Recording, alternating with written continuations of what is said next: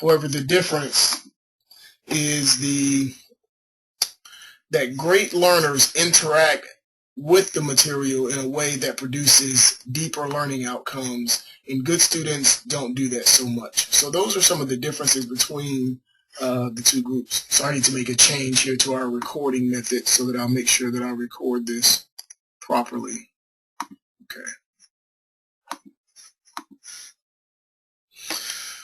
And again, the high school pre-college learning environment is what prepares students and becomes the experience that they bring with them to college.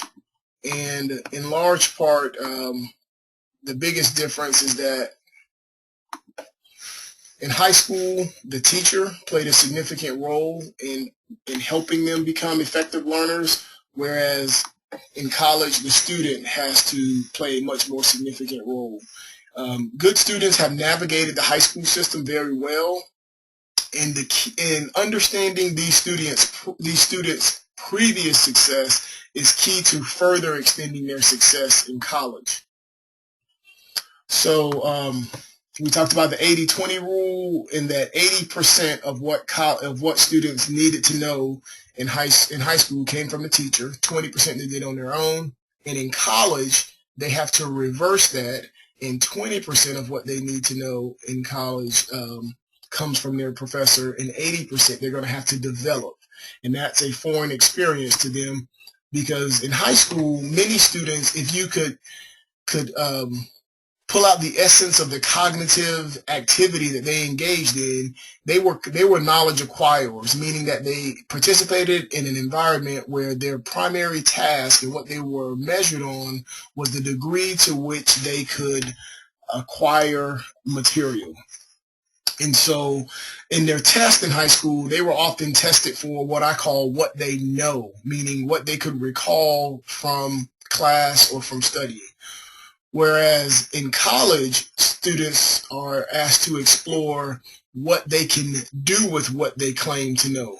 So they're less looking back on what they remembered and more taking what they've studied and building upon it moving forward.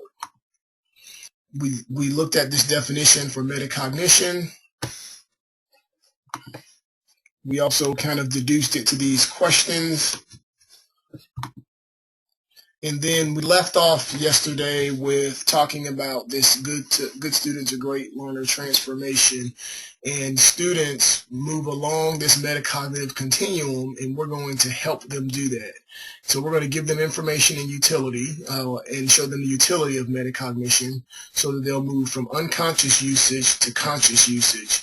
And a large part of that is going to be done really through you making them aware of what they've done in high school. It's very important that students gain some type of experience or understanding of their high school experience and the role that learning played in high school and how they were successful. We often focus on what students don't know. However, it's important for them to understand what they do know and what they have done prior to college that made them successful in high school so that they can build upon that in college.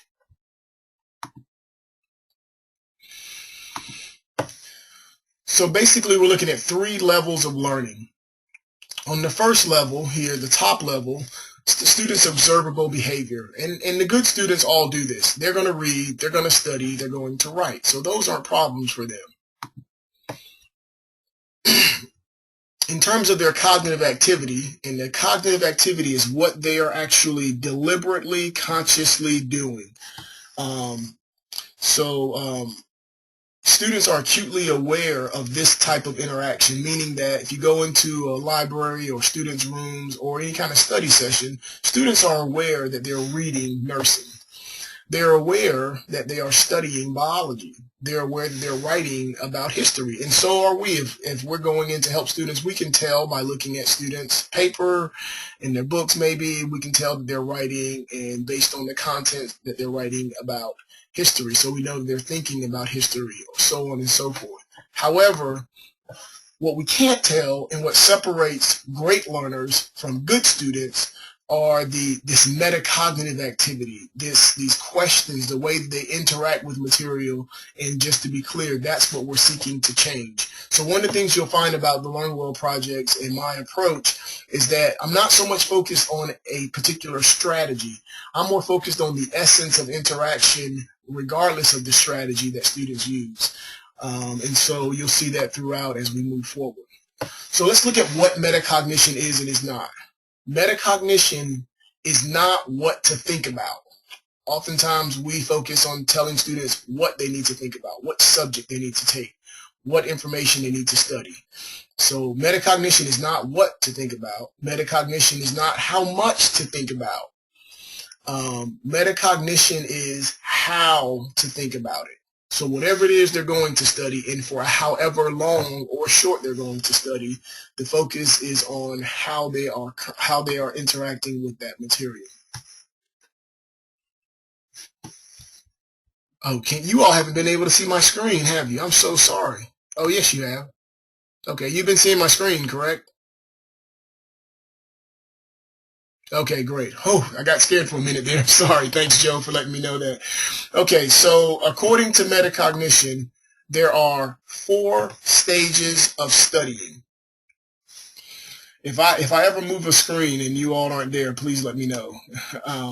So there are 4 stages of studying. There's the task definition, goals and planning, enacting tactics, and adaptation. Now, research shows that the task definition, this over here, is the most important part of this study sequence. However, it also shows that it is the most often skipped part of the study sequence as well. And I'll show you how that works out in a minute. And then we have, meaning that in the task definition is simply how students define what they're going to do. And you may recall Trisha Travis from Yavapai College in Arizona yesterday mentioning stressing the importance of helping students define their task. And then they have goals and planning, and then they enact tactics. And that just simply means they're going to do something, and then they adapt. So let me ask you all, it's time for you to use your chat feature here. You're a student. You go to class. First day of class, you get a syllabus. What do you pay attention to on your syllabus?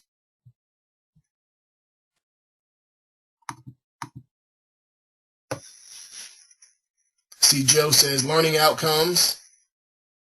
As a student, that's a pretty great student. You've done some good teaching with your students, Joe, if they're paying attention to the learning outcomes. Attendance, grading, important dates, test dates. Yeah, that's usually what I hear from students is when I ask students this question, or when I look at them, they often will look at, I see office hours from Meg. Yeah, most often what I hear from students are the dates. And the reason they're looking at the dates is because they're affirming what the research says is that they are moving to this phase, goals and planning. So looking at dates to see how long do I need to start studying. And then they're going to do something. They're going to enact some tactic, read a book, go to class, whatever it may be. And then they're usually going to have a test or quiz or something in here. And depending on how well or poorly they do, they will realize, oh, I need to adapt now. However, let's go back to this task definition. So what is the task definition? The task definition is how students go about seeking what they are going to do when studying. Now, the task definition, they usually are not aware of the task definition they're operating on because they typically use the definition that worked for them in high school. So I call that the default method. They default to what has worked for them throughout their high school career because really it's all that they know.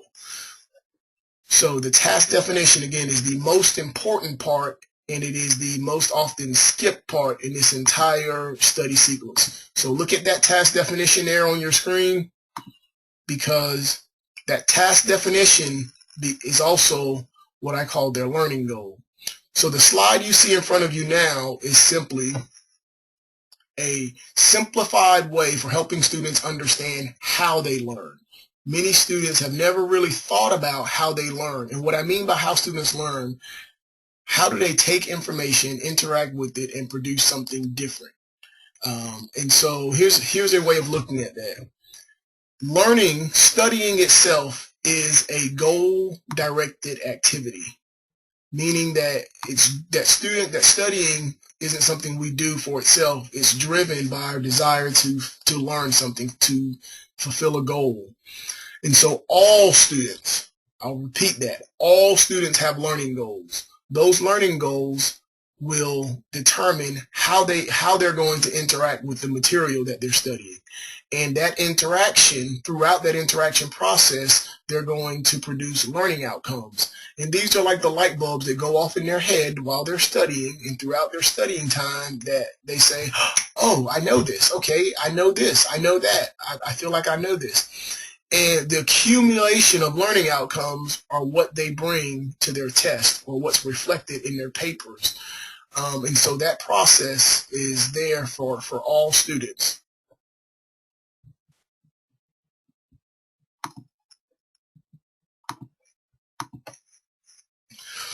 So yesterday we focused on how students approach college. And the reason I always start off with the approach because it starts with high school. And high school is where students solidify their approach to learning. Even if you all have worked with adult learners, if you ask them how they studied in high school, even they could have been out of school for 10, 20, 30 years, they'll still go back to those methods most often that they used in high school, because that is the sort of formidable period in which they develop their study approach.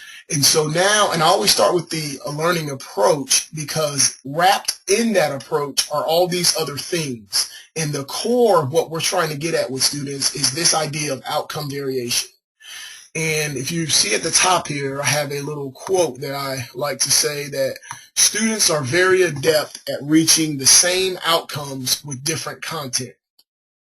However, they are not so skilled at reaching different outcomes with the same content. Now, if you may have to look at this later and stew on that a minute, but if you think about that, that's a very accurate statement. And what that means is that if you look across students' disciplines, across their courses, whether it be math, writing, their tasks like writing, or courses like math, English, history, chemistry, whatever it may be, if you forget about the content, and if you pull out the essence of the outcomes that's reflected in their notes and that they focus on when they're studying, you would see that they're all very shallow and surface-based. And so they're very good at producing that type of knowledge across disciplines. However, they're not so skilled at taking one concept, one idea, one particular area, and developing that knowledge into deeper types of knowledge, which is what we're getting to in the next slide. So I'll go ahead and give you a head start. You may recall yesterday I asked you to come to this session with some idea of a topic or term or concept that you have worked with students on, or that you are currently working with students on, or that you know is just traditionally difficult at your institution. So I'm going to give you, so you may want to pull that out and get it in front of you, because I'm going to give you some time to work with some real content. So outcome variation is the ability to reach different outcomes with the same content. Very simply said, but it's not necessarily difficult for students to do. It's something that they're not accustomed to doing. But I believe it's sort of the holy grail of learning, that if students can learn to do this, then they will have much success throughout their college career. So if you have your diagram, go ahead and get your Think Well, Learn Well diagram out. And I should say, while you all are getting that out, that most of you will receive your information, your package of supplies tomorrow. For our international folks, yours is going to be a little longer. And for my folks who, hi Heather, I see you're here now. Hi, welcome. I see some of you may have, some of you, I can't remember who it was that registered yesterday, but you may get yours on Saturday, unfortunately. But everyone else should get theirs tomorrow if you don't have it already. So now that you hopefully have gotten your Think Well, Learn Well diagram out, let me introduce this tool. The Think Well, Learn Well diagram is a metacognitive tool that is designed to align students' metacognitive activity their cognitive interaction, and the learning outcomes that they produce with one another. The diagram, I actually introduced the diagram, maybe a couple years ago, and it's used by more than 2,000 colleges and universities around the world, and now many K-12 schools. And the diagram is really, the name of the diagram, I should say, was inspired by a quote that I read from Lisa Elder and Richard Paul from the Critical Thinking Institute, Critical Thinking Foundation, that says, and this, I'm paraphrasing their quote to fit this diagram. It says, if students think well while studying, they will learn well. If students think poorly while studying, they will learn poorly. And that simple statement is very profound, that if we can get to how students think while they're studying, then that will transform what they learn. And when we transform what they learn while studying, that will then produce higher performance. So let's go through the diagram quickly, and then let's play a little bit. So the blue color change from light blue to dark blue toward the bottom is to represent water, and it's to represent at the top you have shallower water, and so it's lighter. And as you move downward vertically on the diagram, it then turns darker because it's to represent deep water. So that's the color reason, and that is to represent how students approach their learning approach over here on the right. And remember, students' learning approach is the paradigm or window through which they see learning. And so research says that students are typically going to take 1 to 2 approaches to learning. They're going to take either a surface approach here at the top, or they're going to take a deep approach. And how they approach college over here is correlated to how they think about the material that they're going to engage in learning environments. So if students have a deep approach, then they're going to use higher order thinking skills, and vice versa. So that's the reason for the color change, the color gradient color change throughout the diagram. At the top, you have the first column, you have metacognitive learning goals. Now, if you're writing, you may want to write this down because this is very important. Metacognitive learning goal. I would write down the word trigger, because that particular column is the most important part of the entire diagram. Because if we start students off with proper metacognitive learning goals, it's going to be very difficult for them to get off track from there. So I like to say that that's the trigger. In terms of defining it, metacognitive learning goals are statements or questions that drive students' learning. So they're statements or questions that drive students' learning. It's important to note that the metacognitive learning goal is embedded, meaning that students are unaware of their metacognitive learning goal. They're just in their mind studying.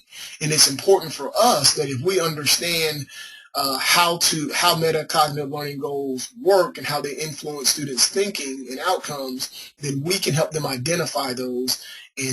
But just simply helping them become aware of the goals they're operating on is powerful in itself, but we're going to actually help them change and calibrate their learning goals. So again, metacognitive learning goals are statements or questions that are driving students' thinking. That's the first column.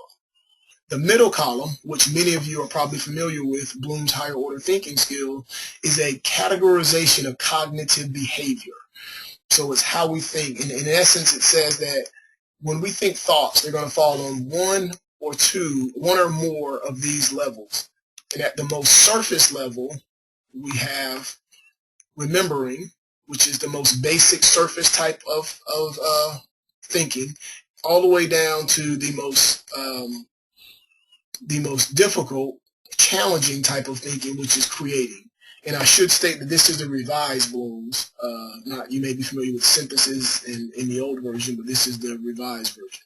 So that's the middle column.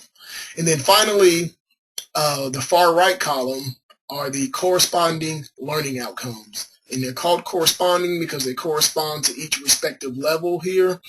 And their learning outcomes because they are, if you're writing at the top, what students are able to do with the information after studying. So it's what they're able to do with the information. So very important. Whatever metacognitive learning goals they have in mind are going to trigger their thinking, and how they think while they're studying is going to then produce outcomes. I'll say this, as one student told me very succinctly, she said, I was working with her and she goes, oh, now I get it. The metacognitive learning goal is the before, the blooms is the during, and the learning outcomes are the end, and or the after. I said, that is a good way of looking at it.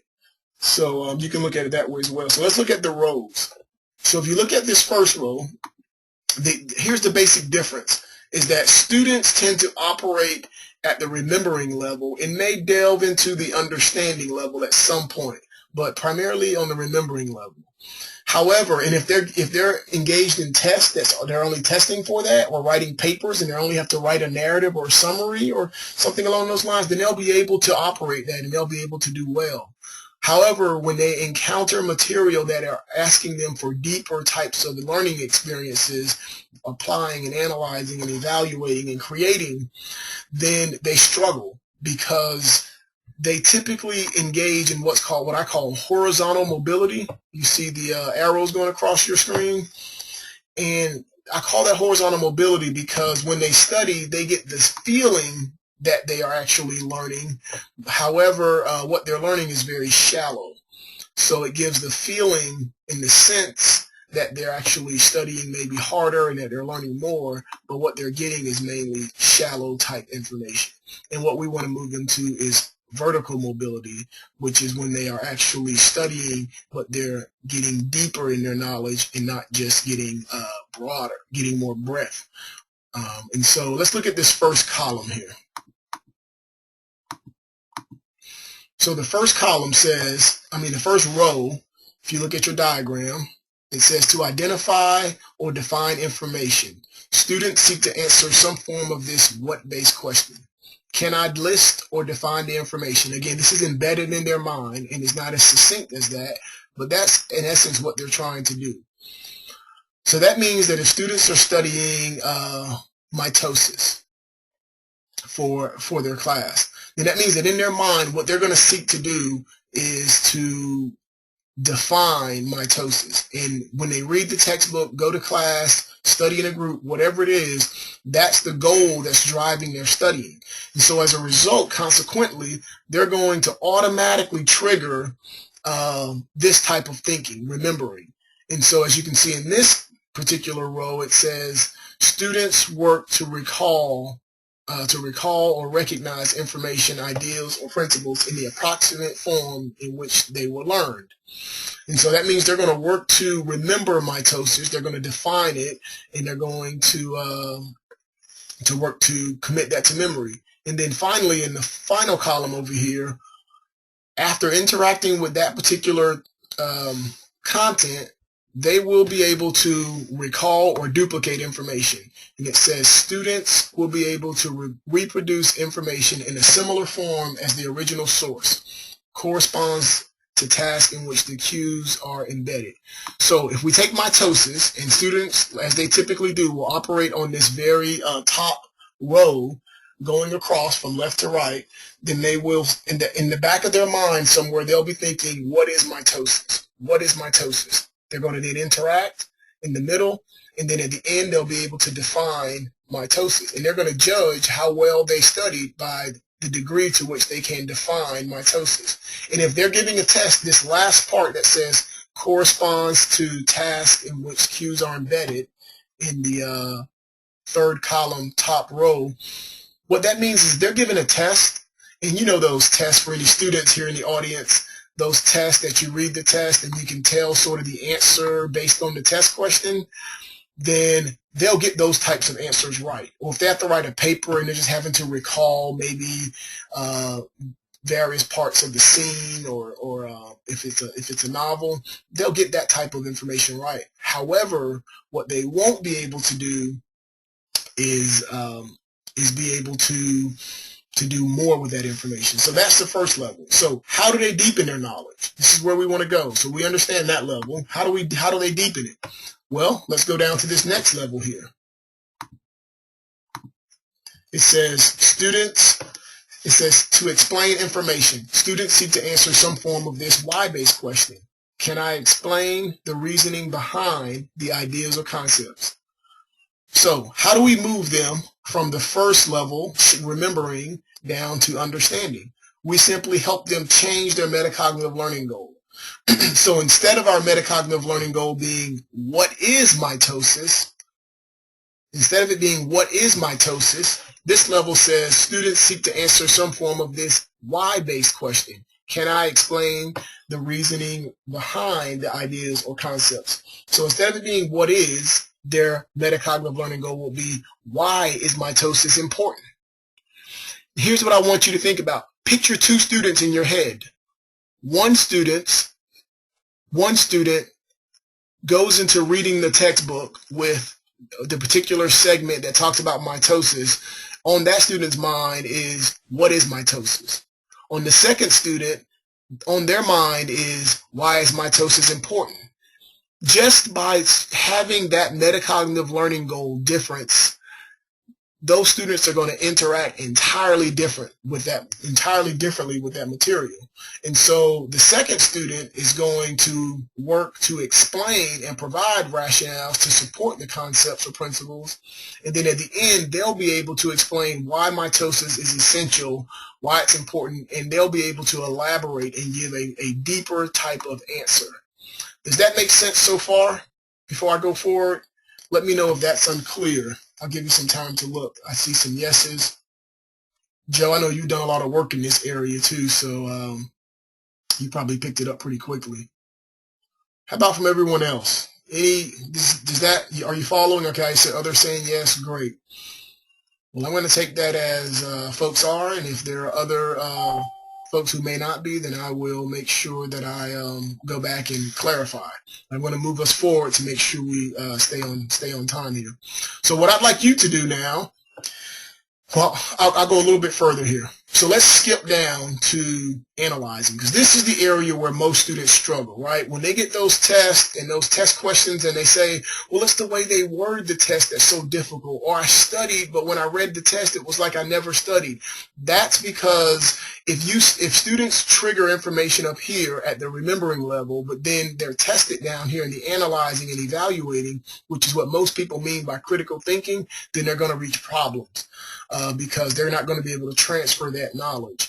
So let's look at here. So down here it says to compare and contrast information. Students seek to answer some form of this analytical question. Can I distinguish processes, procedures, or principles from seemingly identical processes, principles, or procedures? So at that level, now students are not just asking what is mitosis or why is mitosis important, but now who wants to help me? What do you think that student is asking now at that level? I'll let you can read that part of the diagram and see what you come up with for the learning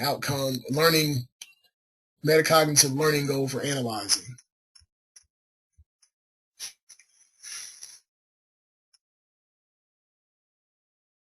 So instead of it being what is mitosis, they're going to compare and contrast.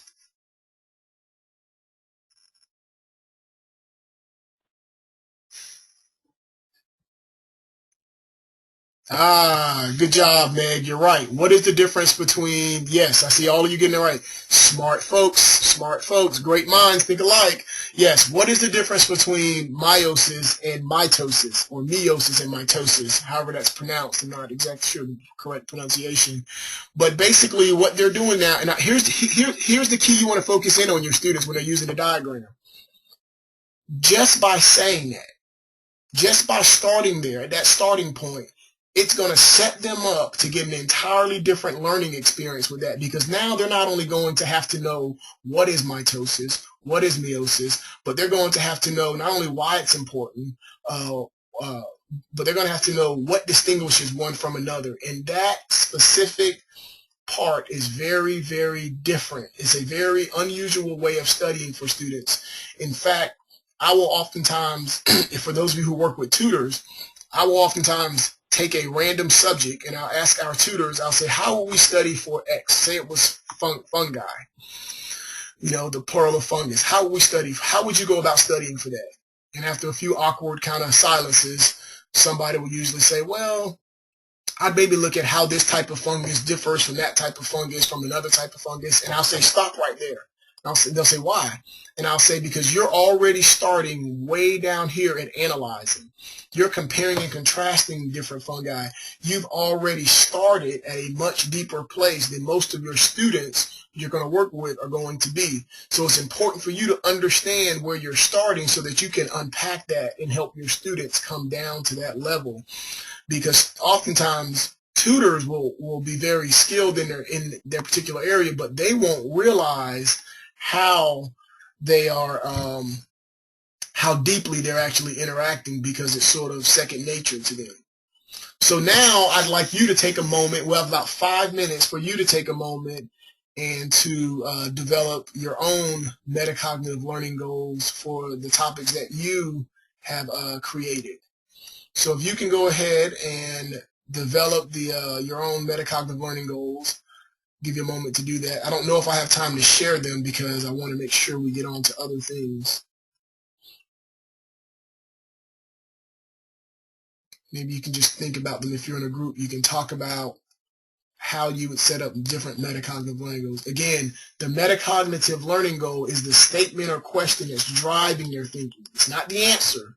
It's the statement or question that's going to drive their thinking or drive our thinking.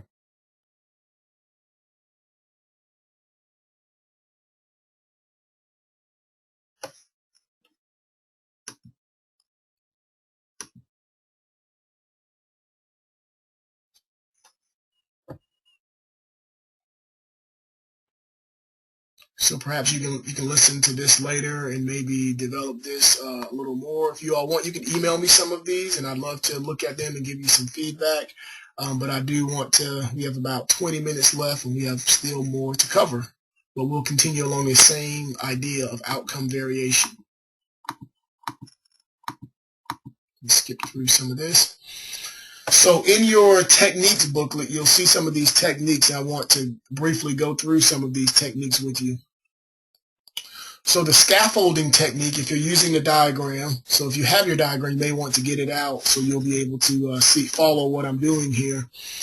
So basically, if you're going to, this is probably the most common way that students will go about learning a topic, and we all kind of go about learning a topic, is you select a term or concept or principle or problem to be explored, start at the top of the diagram, and using the diagram in a left to right fashion, generate the most surface outcome. So again, if it's, if you're in a nursing class and it's cellular respiration, well then you're going to simply focus on what is cellular respiration.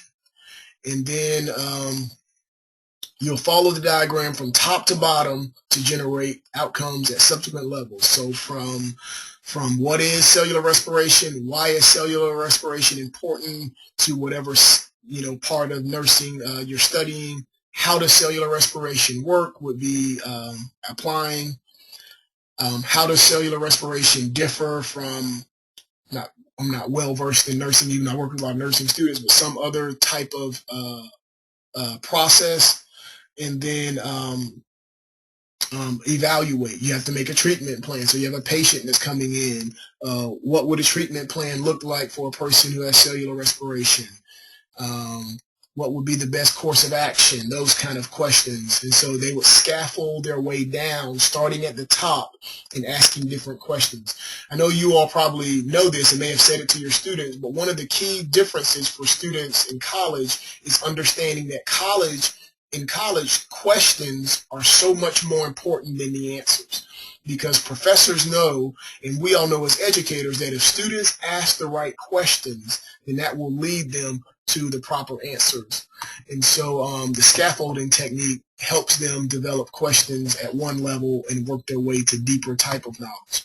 Let's look at another technique, alignment and assessment technique. So this is how you help students coordinate their study activities with required tasks. So it's basically a 4-step process. And in the first step, you want to identify the primary outcomes that are embedded within the course tasks.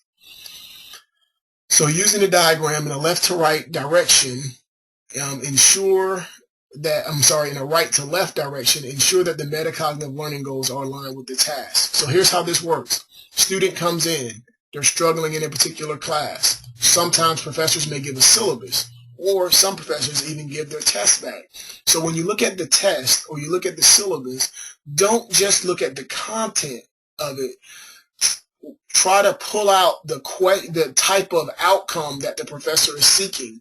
And 9 times out of 10, if students are struggling with something, what you're going to find is that they are again trying to remember, and the professor is asking them to analyze something. So you get a student who writes a paper. Maybe it's a paper on Othello, and the student's paper has, the various basic information about the setting, the characters, the plot, kind of all those things. And the student believes that the paper's done well because they have all that information, which, that's kind of a narrative, and that's basically equivalent to remembering when it comes to studying, because they're remembering what was in the story. However, their professor might vaguely say, I want you all to write a paper about Othello. But what the professor may be looking for is maybe what is the role of evil in Othello, and how does the role of evil in Othello relate to evil in the world today, or something along those lines. Well, wow, that's way down in analyzing and evaluating, and students haven't even thought about that. And so again, it gives them a framework. So if you see that on one end, you can then work back with that student and help them identify their learning outcomes they were operating on. One way is through talking. Ask the student, what were you thinking when you were writing this? What were you trying to accomplish? And you'll find that students were trying to work on a very surface level, and that was misaligned with what their professors wanted them to do. So then if the outcomes and metacognitive learning goals are misaligned, help them then create new goals that are aligned with the outcomes. So you would then work with the student to now say, okay, now when you're thinking about Othello this time, I want you to go into that particular area thinking about what is the role of evil in Othello. Well, what role does evil play? Just by doing that, that student is going to get an entirely different set of information and interaction with that book, and they're going to get a deeper learning outcome. And then once the metacognitive learning goal and learning outcomes are aligned, simply use the diagram in a left to right sequence. Now you're working the other way to where students can now work towards the learning outcome that they need for their task. So I'm gonna skip the fill in the blank one, but you have it on this webinar when I send it to you, so you'll see it. And then the listening in technique is one that I use quite often. My office is in the Learning Commons, which is in our library. So it's very common for me to sit around and listen to students study. And I've done this so long now that I can actually predict how students are going to do on their tests just by listening to them talk about their material for a few minutes. If I know a little bit about the test or the course, then if I listen to students talk about or listen to them while they study, I can predict the grade they're going to have for a couple of reasons. One, research shows that students who engage in surface learning will struggle to make above C's or average grades in rigorous courses. And eventually those students will, their grades will decline. Even lower than C's because they become very frustrated and those kind of things. So I can listen to students, and while I'm listening, I have the diagram in my mind, or sometimes physically out, and I'm calibrating how they're talking about the material. Are they just swapping definitions? Are they just getting rationales when they're talking about it? What's triggering their mind? What things are important to them? And I'm listening to them talk about the material, and then I'm also calibrating where their exam questions or paper or math problems are going to be, and so I can tell if there's a gap in between the two that they're probably going to struggle on that particular test. The think, pair, share activity. I don't know if we have any professors on with us today. I know Summer's one actually. This is one that works really well in a classroom setting or in a group setting, where you basically take a topic and you have students develop metacognitive learning goals in groups. So you break them up into 6 different groups, have them develop metacognitive learning goals, and then you have them discuss the difference that the goals created and how they interacted with the material. So I won't get into too much of that because you have it in front of you, and I'd rather move on to some other things here. So here's a question for you. So I was working with some high school students recently, and these were AP students. They were at a school that didn't traditionally do well on AP courses. And so the students picked this up very quickly. So I'd like you to look at that on the screen. And this is just information from the College Board on Spanish achievements levels for an AP type course. What do you notice? Well, I'm asking you one question first. What do you notice that's different about the different levels? What may make one level different from another?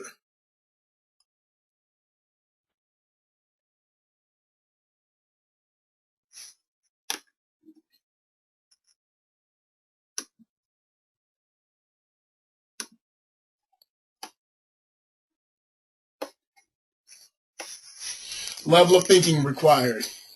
You're right. Can you expound a little more on that, Joe? I know you're in a chat feature, so you can't get too detailed, but see if you can expound on it a little. Anyone else? What do you notice? I know you're probably still reading that.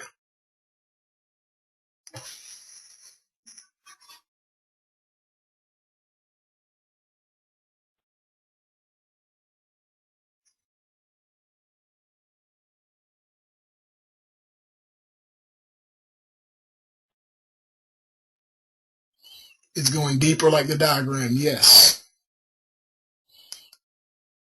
Now, Heather, for some reason, your comments are only coming to me. I don't know if that's intentional or not. Move from task to comparative, yes.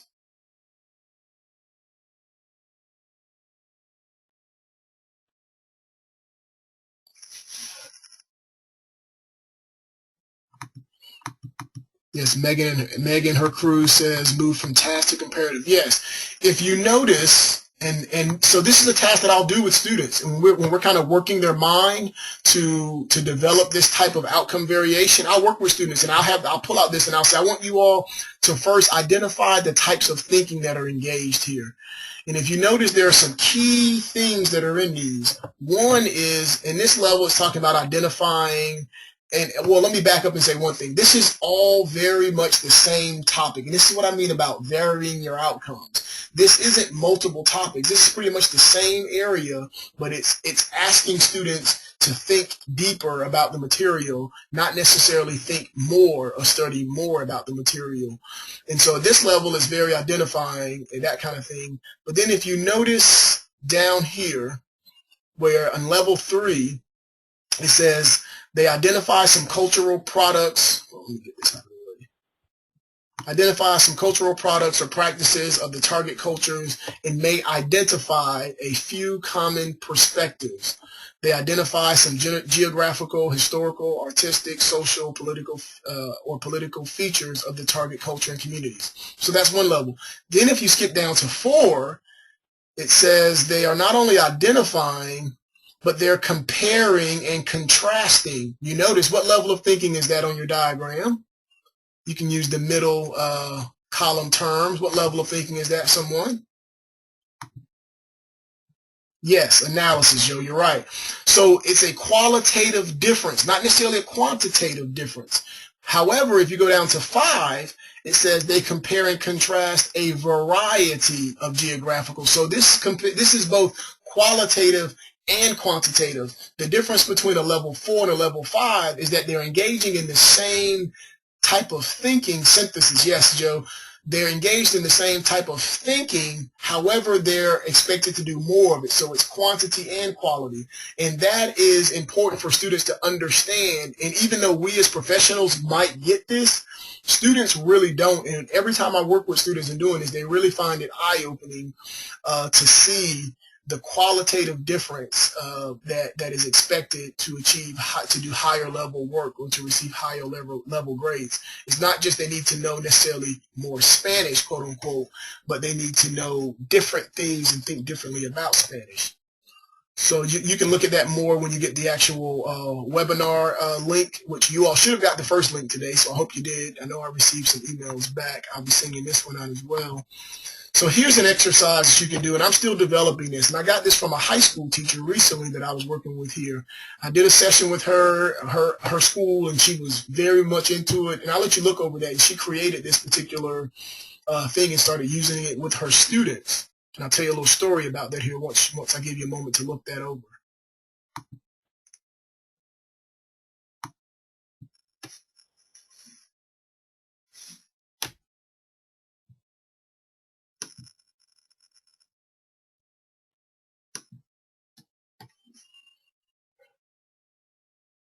So what this teacher did was she was actually in the middle of a subject on, of course you can tell she's a biology teacher, and she adopted this entire method for how she was going about teaching her classes. I mean, like immediately. Like I met with her on a Tuesday maybe, and that Wednesday she started doing it. She called me that night and said, this is what I'm going to do.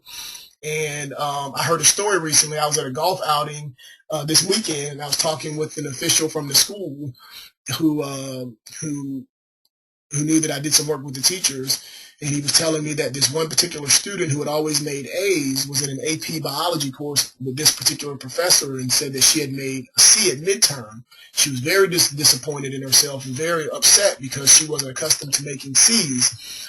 And so her mother came up to the guy and said, you know, my daughter was so excited. She got her grade back on her last test, and she got an A. And he was like, great, you know, and she was like, it's because of this tutoring thing that you had started at the school. And so they were calling the Learn Well projects tutoring. And I was telling them, it's not really tutoring. It's more of a helping students reach deep learning outcomes. But still, regardless, the student was able to produce A-level work because the teacher started implementing this in her class. And so it changed how they think, how she was thinking about the material, and helped her improve. And so what you see, just to go through this briefly, what you see is, what's my computer doing here?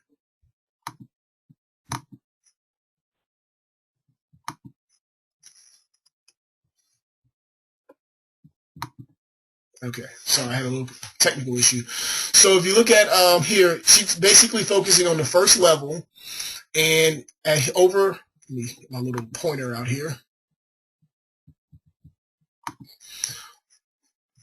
Why does that keep doing that?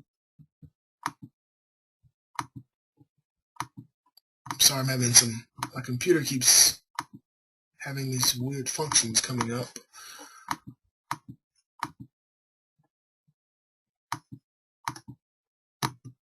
Okay, thank you.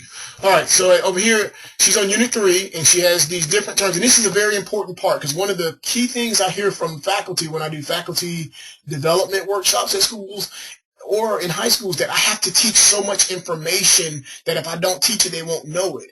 And one of the things that this teacher did well is that she took out the key, you know, in every subject. Think about it. If you think about a textbook, really there's only 5 or 6 essential important things you have to get out of that particular chapter, maybe 7 or 8.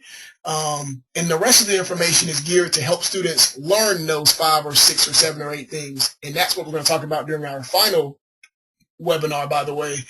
And so she took the essence of those key things here, and then that's the content she covered. She told them about the resources they would need to help build their knowledge, and then she used the basically one row of the diagram to help them develop their own plan. Now I've altered this some, and we're still drafting this, but to develop a plan for how they're going to study, their own metacognitive learning goals, to make them aware of, to monitor how they're thinking while they're studying, and then to evaluate the quality of their studying or their outcomes before they actually get to the test. And the research is very clear that students who can accurately evaluate or assess their studying on their own independently will outperform students who cannot.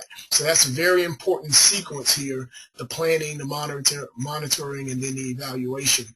And so students fill this out on their own. And so as you can see at the bottom, she makes them aware that we're going to build upon this the next day. What's next? Thinking skill level 2, understanding. Students work to explain and provide rationales to support concepts and or principles. So they're going to build upon the remembering level in the next day with understanding. And this is very important. You don't have to do this with everything, but by doing this, a couple of things happen. One, students' way of thinking is expanded. Even in high school, their way of thinking is expanded.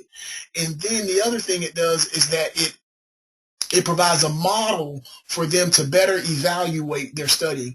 Because without this diagram, students typically rely on memorization. And so if they only have that one level as a way of thinking, then they're going to evaluate their studying by the accuracy with which they remember, or the number of things they remember, as opposed to evaluating it by the depth that they've achieved, because they have a model for reaching depth instead of just breadth of knowledge. So I know we're close to wrapping up. I want to share a couple other things with you. And then, man, time flies. You all are such a great group. Time just flies by, I tell you. So this last thing I want to leave you with is this idea that you can think about the rest of the day maybe. Outcome valuation. So we talked about outcome variation, which is the ability to vary your outcomes. I developed this idea of outcome valuation as a way of helping connect value to what students do. So you think about in business, a transaction is made when two parties agree on the value of an item. So this could be, for example, an entrepreneur and an investor deciding on the value of the entrepreneur's business. What makes a successful transaction is the degree to which both parties agree on the value of the object that is at the center of the transaction. So we make these valuation decisions routinely throughout our lives, right? Just to give you a couple of things to think about, how much money we spend on food, right? We make an evaluation. Is this food worth X amount of money? Whether to purchase a particular article of clothing, is what they're asking me to pay worth what I'm willing to pay. All these ways we are making evaluation, and basically we're entering into a transaction between another party, and the closer we are in determining what something is worth, the better that we are, the more easy or smoothly the transaction is going to be. Well, I like to think about this. I'm going to be writing an article on my blog about this soon, so you'll see more about this. But if you think about this, educators and their students are engaged in a continuous series of transactions. Educators assign tasks, students work to complete those tasks. Then educators assess the students' work and provide a grade. In other words, the educators are ascribing a value to students' work, just like the investor-entrepreneur relationship. The educator-student relationship hinges upon the degree to which they agree on the value of their work. So here's a way that you can look at this. So I've created this money thing, and I'm still in the process of finalizing this particular feature. It's been a very, very effective tool. I know some folks have used it already on their campuses, and they found it very useful at communicating this particular point. But each level of thinking, think about it, has a certain value associated with it. Students can choose to work for $5, say an hour, and they will achieve something that's of some value. Or they can choose to work at a much deeper level and choose maybe make $100 an hour. So this is why students who learn, who use this particular technique that we're talking about, this outcome valuation, and learn to use the diagram, the most frequent comments I hear from them are this: one, I feel like I'm studying less, but I'm getting so much more out of it.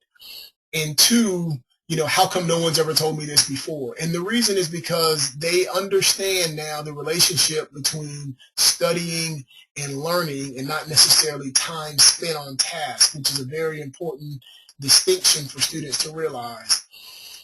So I know time is up, so I wanted to leave you with that outcome valuation slide, and we'll pick up from there And we're going to talk about in the next session what educators can do in the class and outside of the class to work with their students. So we've talked a lot about what students can do to position themselves.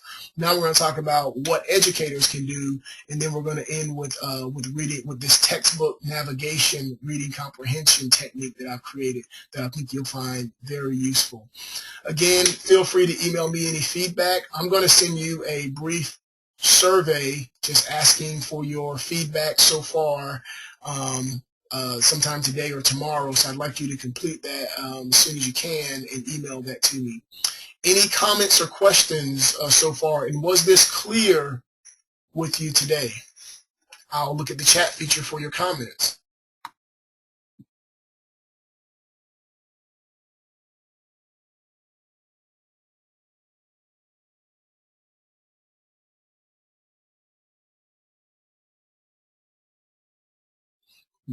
I'll definitely give some math examples. And if you look in your, Joe, you mentioned about math.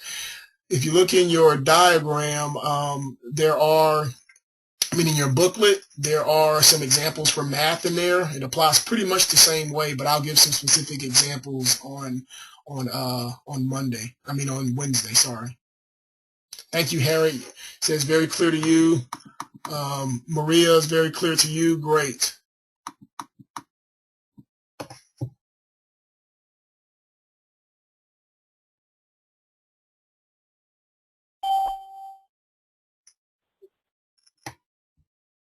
Clear to you, Harriet. Wonderful.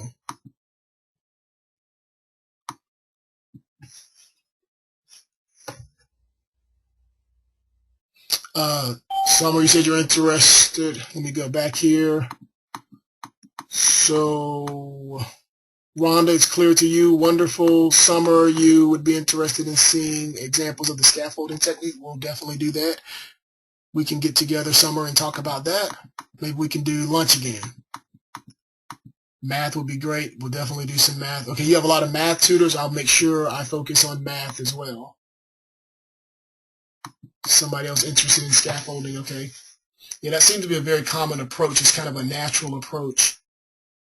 More math. Okay, we'll definitely do some math. Didn't know we had too many math people on here. I will adjust for Wednesday and do some math. I may send you all some stuff over the weekend just because we're going to run out of time on Wednesday. But I'll send some stuff so that you'll have plenty of information on math and other things. How teachers have adopted it for their classroom. Okay, I'll provide some of that, Summer. Meg, you have a great weekend as well. You and your large crew, you're going to win the award for the largest crew. I think you all have how many, like 40 you said, or 20?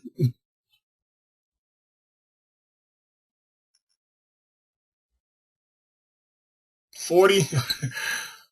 Well, you all are awesome.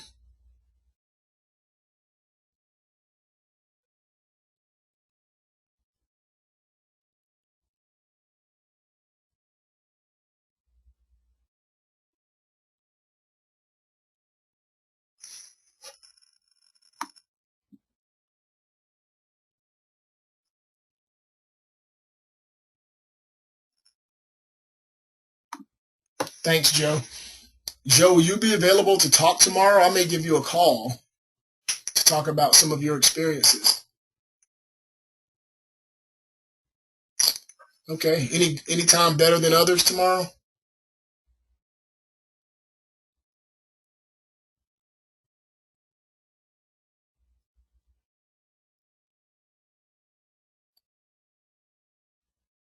Your central time? Yeah, I get to work pretty early too, so I'll try to give you a call tomorrow just to chat with you. I'm very interested in your work.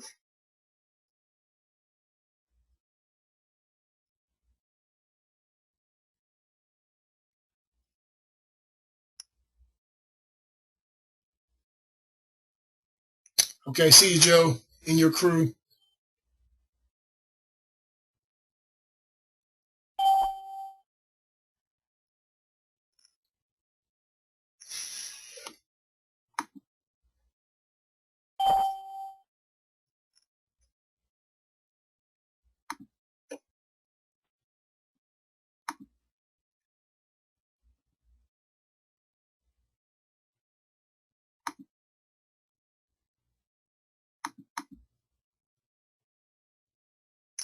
All right, I'm going to go ahead and end the session.